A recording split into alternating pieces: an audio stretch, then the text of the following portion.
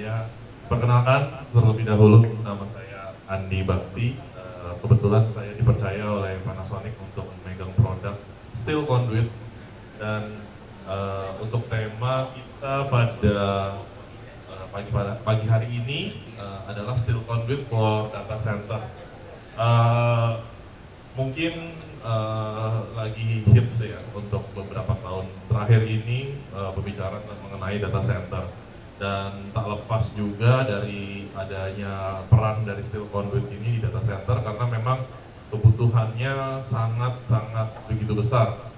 Oleh karena itu pada tahun ini saya mengambil topik untuk mengangkat hubungan antara steel conduit dan data center, sehingga kedepannya nanti mungkin dari bapak-bapak bila ada project-project yang mengenai data center, sehingga pemilihan untuk steel conduitnya itu akan lebih tepat lagi dan bisa menyampaikan kepada customer lebih tepat lagi.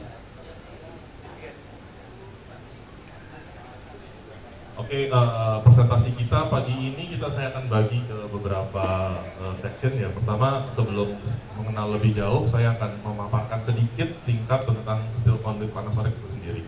Lalu kita akan membahas kebutuhan data center terkait dengan steel conduit ini. Lalu untuk pemilihannya, untuk pilih yang mana, karena jujur kalau di steel conduit itu banyak sekali standar-standar yang bermain. Dan kenapa harus memilih Panasonic steel conduit dibandingkan dengan brand-brand lain. Dan terakhir adalah beberapa project refresh yang sudah kita lakukan, yang sudah terpasang di data center yang sekarang sudah ada di Indonesia. Oke, mungkin kalau beberapa tahun yang lalu di Guide Expert ini juga saya juga membawa tema tentang steel conduit juga. Jadi saya agak refresh sedikit bahwa steel conduit itu sebenarnya sudah dipakai dari tahun 1900-an untuk sebagai jalur dari cabling power ya. Dan sampai sekarang pun juga masih dipakai, meskipun sekarang banyak inovasi-inovasi seperti adanya PVC, adanya yang fire yang anti kebakar dan segala macam. Tetap steel conduit menjadi pilihan untuk beberapa kasus. Nah, lebih tepatnya lagi untuk pembahasan steel conduit kali ini adalah yang kita pakai adalah tipe yang galvanized atau digalvanis dengan proteksi dari bahan material zinc. Ya, kalau misalkan Bapak mengingat dari pelajaran kimia zaman dulu yang pas waktu mungkin kita duduk di SMP atau di SMA, ada tabel periodik dan segala macam. Nah, zinc ini tuh sebenarnya dibuat sebagai memproteksi steel. Kenapa? Karena zinc adalah material yang paling gampang terkorosi, sehingga logikanya tuh pengennya zincnya dulu yang dikorbankan sebelum memakan ke steelnya itu sendiri. Jadi prosesnya untuk melapisi zinc ini pada pipa ada beberapa cara. Yang pertama dengan dicelup atau kita biasa kenal dengan hot dip. Lalu yang kedua dengan electroplating atau yang biasanya dikenal dengan galvanize. Dan galvanize itu electroplating adalah yang paling murah ya antara yang lainnya, karena ketebalan dari zincnya sendiri tidak terlalu tebal. Lalu kita masuk setelah kita mengetahui galvanized steel conduit itu sendiri yang kita pakai di Panasonic, lalu kita akan masuk bagaimana steel conduit itu bermain di data center. Jadi kalau ngomongin data center itu kita nggak terlepas dari yang namanya tiering ya. Kalau mungkin Bapak tahu, saya nggak akan membahas tiernya secara mendalam karena itu mungkin Bapak bisa mengambil sertifikasi uptime yang itu akan lebih detail lagi dan lebih proper. Cuma saya hanya mengambil sekutipan dari tiering yang sudah dijabarkan oleh Uptime Institute. Itu di data center tuh sebenarnya ada sampai hari ini sih ada 4 tier. Dimana kalau tier pertama itu tuh dia minta itu downtime-nya minimal 28,8 jam per tahun, dan ini tuh sebenarnya tier yang paling rendah dan biasanya pemakaiannya juga buat data center buat perusahaan-perusahaan kecil ya. Lalu ada tier 2, tier 3, dan tier 4, di mana tier 2 itu dia lebih sedikit lagi, sekitar 22 jam per tahun, dan biasanya dipakai oleh perusahaan-perusahaan menengah. Dan tier 3 itu biasanya targetnya itu kurang dari 1,6 jam per tahun downtime-nya, dan yang tier yang paling tinggi adalah tier 4, di mana dia hanya boleh downtime sebanyak Nah, bagaimana mereka bisa mendapatkan seperti itu? Pertama adalah kalau di tier 2 ini ya dari beban ya itu aja gitu kan. Jadi bebannya misalkan 4 megawatt segala macam, ya udah 4 megawatt aja gitu. Sedangkan kalau di tier 3 ini dia ada N+1, jadi misalkan Bapak kebutuhannya 4 megawatt, berarti Bapak harus menyiapkan sekitar 4,5 sampai 6 megawatt. Dan yang terakhir ya tier 4 tuh 2N+1, jadi ya didobelin dan plus 1 proteksi. Nah, sehingga data center yang ada di Indonesia tuh beragam ya Pak ya, mulai dari yang level ruko ada, ya sampai level memang bangunan yang benar-benar dedicated untuk data center, seperti yang kita lihat yang ada di Kuningan, yang ada di Cikarang, itu memang dedicated, dan itu tiernya masing-masing berbeda-beda. Di Indonesia sih yang banyak sekarang terbangun adalah tier 3 dan tier 4. Memang tier 3 sih yang paling banyak sih di Indonesia, kan tier 4 biayanya cukup mahal. Nah, oleh karena itu proyek-proyek yang biasanya kita handle dan memakai steel conduit Panasonic itu biasanya berangkat di tier 3 dan di tier 4. Sedangkan tier 1 dan tier 2 itu jarang sekali mau memikirkan untuk masalah wiring secara baik ya. Lebih ke tier 3 dan tier 4 karena banyak sekali constraint yang harus dijaga, safety yang harus dijaga, terutama dalam hal kebakaran, dalam hal dan lain-lain. Nah, kita bahas lagi kenapa tier 3 dan tier 4 itu perlu banget yang namanya steel conduit. Yang pertama adalah proteksi terhadap impact pastinya ya. Di tier 3 dan tier 4 itu ada proteksinya, ada standar proteksi terhadap impact, sehingga kabel atau yang biasanya fiber optik yang biasa dimasukkan ke dalam conduit itu tuh harus mampu menahan sekian impact. Nanti itu ada detailnya. Jadi pastinya dengan pemakaian steel conduit ini dibandingkan dengan PVC atau dengan produk-produk lainnya akan jauh lebih kuat terhadap benturan dan terhadap benturan-benturan. Lalu ada isu yang disebut dengan electromagnetic interference shielding.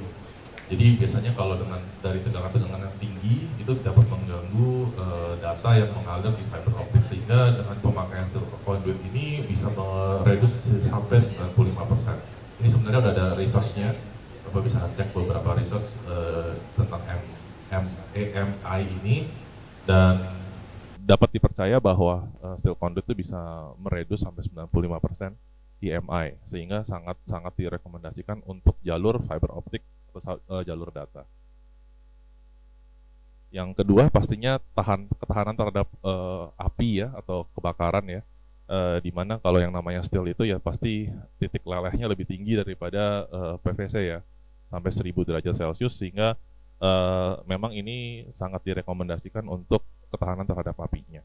Berdasarkan dari untuk pembuatan data center pun juga kan kita harus rely ke beberapa standar seperti ASTM dan beberapa standar-standar lainnya, di mana dia harus memiliki ketahanan terhadap kebakaran atau api.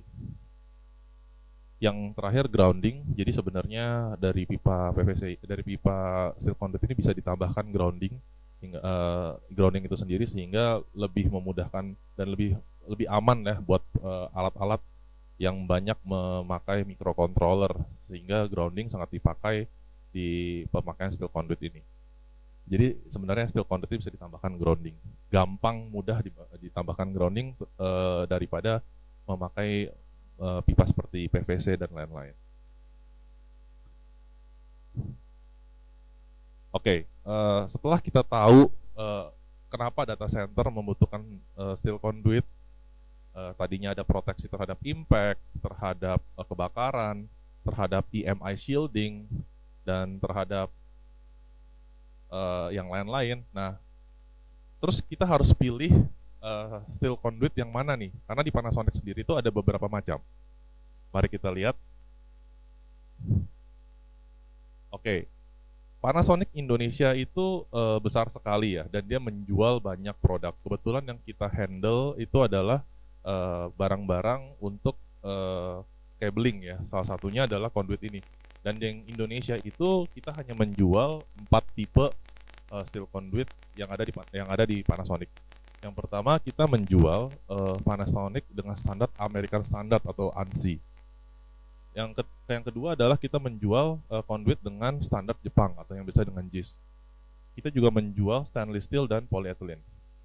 Ya kalau dari pembahasannya sendiri udah jelas banget ya, kalau ANSI ini memang standar American Standard, yang biasanya reverse-nya ke UL, sedangkan JIS ini adalah Japan Standard.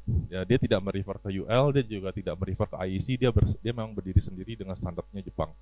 Kalau stainless steel kita itu masih nge-reverse ke ANSI, sedangkan polyethylene kita masih mereverse ke Jepang.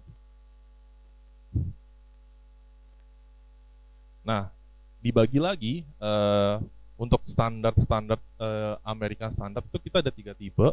Ada electric metallic tubing, ada yang intermediate metallic conduit, dan rigid steel conduit. Di sini untuk EMT ini yang paling tipis, yang IMC yang menengah, dan RSA yang paling tebal. Begitu juga dengan standar Jepang, itu kita ada tipe E, tipe C, dan tipe G. Jadi banyak banget ini nih variasinya. Jadi pertanyaannya, saya yang sering ke lapangan tuh banyak konsultan bingung, kontraktor bingung, kita harus pakai yang mana. Nah, biasanya saya menjawab dengan cara data centernya dari mana dulu. Itu adalah paling gampang untuk mendefine standarnya. Kasus-kasus seperti data center Amazon dan data center Microsoft itu sangat straightforward ya, karena mereka dari Amerika dan pasti standar mereka ANSI. Jadi gampang sekali untuk bisa comply dengan mereka, karena standar Amerika kita dengan standar mereka sudah comply. Jadi tinggal oke, American Standard udah comply, kita dari UL juga udah kita kasih sertifikat UL kita compliance dengan UL yang mana aja, sehingga dengan mudah mereka langsung accept. Karena kalau Bapak tahu, untuk urusan acceptance di data center itu cukup rumit dan cukup pelik, karena dia membutuhkan banyak sertifikasi, dan kebetulan Panasonic bisa memenuhi sertifikasi tersebut. Jadi kalau straightforward data center dari Amerika seperti Amazon dan Microsoft itu langsung American Standard. Nah, tapi pertanyaannya gimana nih buat yang lain? Ada beberapa brand di Indonesia seperti dari Jepang, NTT, Indocable, Pure Edge, dan segala macam, dan nanti ada beberapa data center yang masuk juga. Itu tuh gimana gitu kan? Mau pakai American Standard atau JIS Standard? Nah, banyak kasus yang kita temukan bahwa mereka ini mengadopsi dari BS Standard atau British Standard. Kenapa? Karena memang konsultan mereka banyakkan dari Inggris dan Eropa, sehingga mereka masih mengusung yang namanya British Standard. Lalu gimana gitu kan? Kita tidak menjual British Standard di Indonesia, kita hanya menjual American Standard dan Japan Standard, sedangkan mereka harus meminta compliance dengan British Standard. Nah, biasanya yang kita lakukan adalah kita membedah dulu British Standardnya seperti apa. Yang biasanya mereka pakai adalah British Standard 4568-1. Ini sebenarnya mother dasar ukurannya ya. Dari sini nanti dia ada turunan-turunannya lagi. Tapi yang biasa mereka mengacu ke 4568-1. Nah, kalau Bapak baca untuk 4568-1 tuh banyak ya ketentuannya, cuman yang sangat di highlight tuh biasanya di klasifikasi untuk kelasnya. Jadi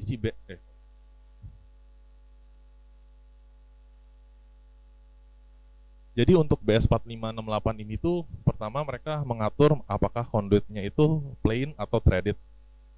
Kedua, dia akan mengatur kelasnya dari kelas 1, kelas 2, kelas 3, kelas 4. Nah, kelas 1 di sini ditulisnya dia light protection.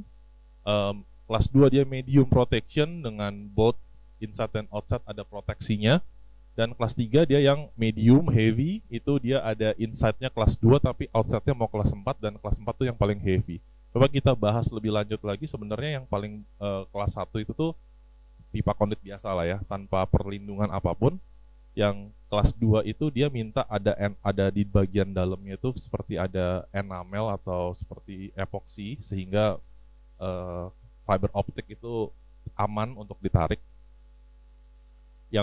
Tapi untuk yang kelas 3 itu dalamnya ada proteksi seperti enamel itu, dan di luarnya itu ada proteksi seperti coating, dan yang keempat itu dia minta hot dip luar dalam.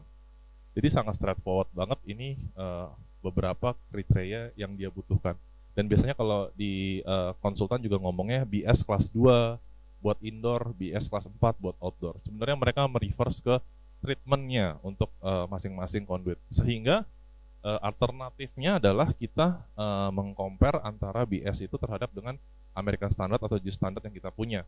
Contohnya untuk kelas 1 kita tuh punya beberapa opsi. Di American Standard kita bisa memakai EMT atau electric metallic tubing karena dia proteksinya paling sederhana. Yang untuk JIS kita punya tipe plain itu ada tipe E dan tipe yang screw yang perlu drat itu tipe C.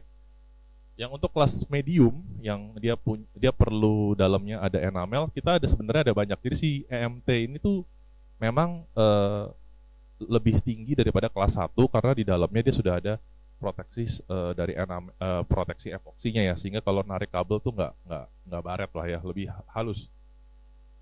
Di kelas medium itu kita ada EMT untuk yang pipa polos, kita ada EMT dan E-type, dan untuk yang tipe ada dratnya itu kita ada tipe IMC dan C-type. Untuk yang kelas medium heavy itu karena tidak memungkinkan untuk dibuat, sehingga kita medium heavy kita lebih rekomendasi ke yang screw. Di mana screw kita ada pilihan IMC dan C-type, dan yang heavy yang dia memerlukan adanya hot tip itu kita ada RS dan G-type. Jadi sebenarnya secara compliance untuk BS kita bisa memenuhi ya untuk dari alternatif antara American Standard dan Japan Standard. Lalu yang perlu diperhatikan lagi di data center ini adalah adanya isu zinc whisker ya. Apa sih zinc whisker itu kan ya? Zinc whisker itu tuh kalau kita melakukan electroplating itu tuh biasanya tuh ada kayak molecular stress atau ada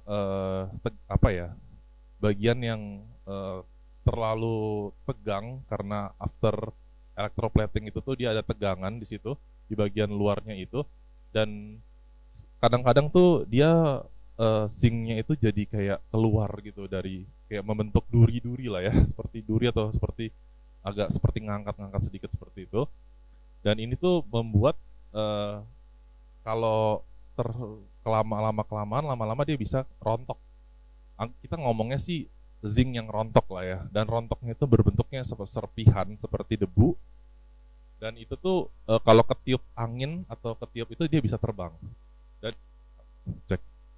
Dan itu sangat dihindari karena kalau kalian Bapak pernah lihat data hall itu seperti apa, bagian atas server itu tuh terbuka gitu. Jadi kalau misalkan ada debu zinc bisa terbang masuk ke dalam sela-sela server, itu tuh sangat bahaya sekali ya, karena bisa menyebabkan short dan segala macam.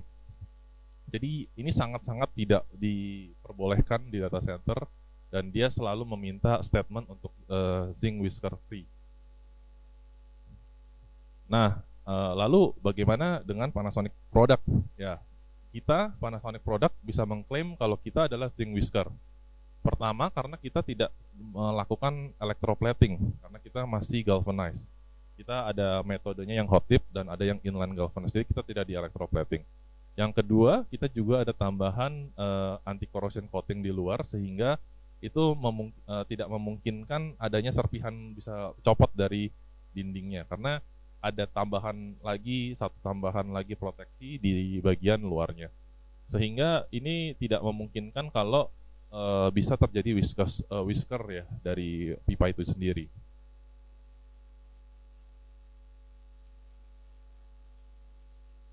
Nah, karena beberapa statement terhadap Panasonic itu sendiri, dari ketahanannya dia, dari standarnya dia yang bisa mengcomply beberapa BS standar, dan dari whiskers free-nya juga, maka kita sudah banyak memasukkan Panasonic ini ke data center yang sekarang udah mulai running ya, di Indonesia ya, seperti Pure DC kita supply, dari Indocable kita supply, MIG kita supply, Princeton Data Center kita supply, Amazon pasti kita supply, Microsoft, DCI, NTT, H-Connect, STTF, dan jadi saya bilang hampir 80% tier 3 dan tier 4 yang ada di Indonesia supply oleh Panasonic.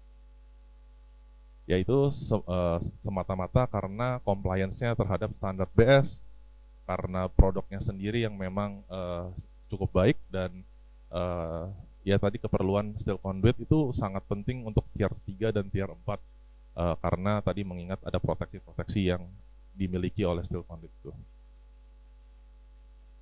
Nah, mungkin sampai di sini aja presentasi singkat dari saya, bagaimana kedepannya mungkin kalau ada kebutuhan untuk conduit di data center, sehingga teman-teman sekalian di sini bisa lebih pede lagi untuk bisa menawarkan, karena kita punya loh barang yang memang kelasnya ada di situ, dan kelasnya itu memang tinggi, sehingga untuk data center sendiri dengan standar yang tinggi kita bisa comply. Paling seperti itu. Mungkin sudah selesai dan ada yang pertanyaan mungkin.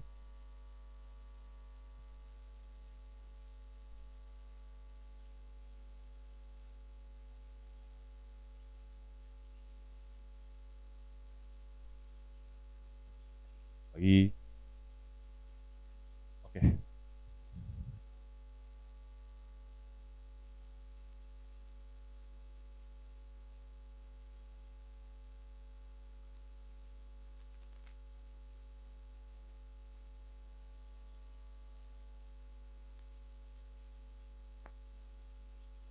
Oke, untuk masalah bending, untuk Panasonic sendiri merekomendasikan ukuran 1,5 inch sampai 1 inch untuk di bending. Itu kita ada alat bendingnya, dan kualitas bendingannya dipastikan tidak menimbulkan dent. Karena kenapa? Karena material si steel conduit itu sendiri itu tidak 100 adalah ya material khusus yang mungkin dari Panasonic sendiri juga tidak mau ngebuka ke kita, cuman itu berbeda dengan steel lokal. Ya, memang kita masih import, jadinya steelnya itu kualitasnya berbeda dengan yang lokal punya, sehingga saat dia di bending itu tidak dipastikan tidak terjadi dent atau tekukan-tekukan, dan sangat mudah banget untuk di bending. Cuman kita hanya merekomendasikan untuk di bending sampai ke 1 inch atau mungkin sekitar 31 cm untuk yang diameter itu, karena diameter lebih dari itu sulit untuk di bending dan itu memerlukan alat sih, sehingga untuk yang diameter lebih dari itu kita biasanya menyediakan elbow yang sudah kita jual juga.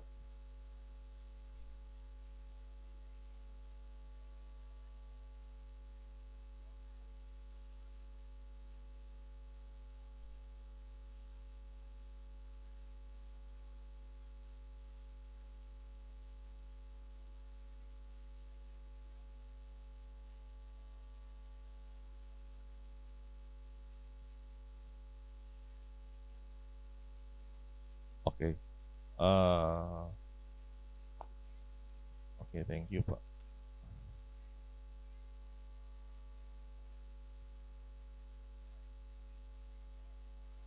Oke, untuk pastinya untuk data center sendiri dan beberapa project, sebagian project itu ada indoor dan outdoor. Nah, biasanya kalau kita temukan tuh di BS standar itu indoor itu kelas 2 medium protection, dan yang outdoor tuh biasanya dia minta yang kelas 4 atau yang heavy protection.